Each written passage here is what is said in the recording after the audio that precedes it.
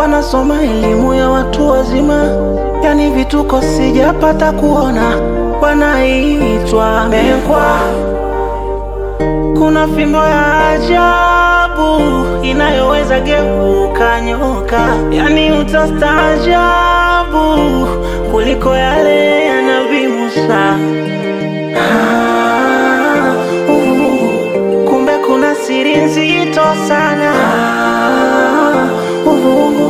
Kuna vitu vya kutisha uadui.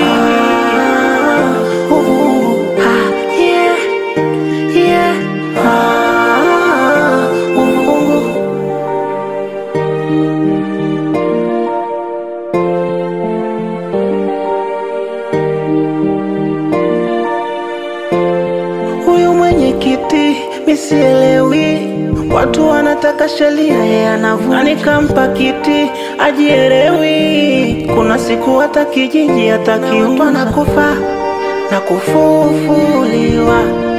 Ona sheria zilizowekwa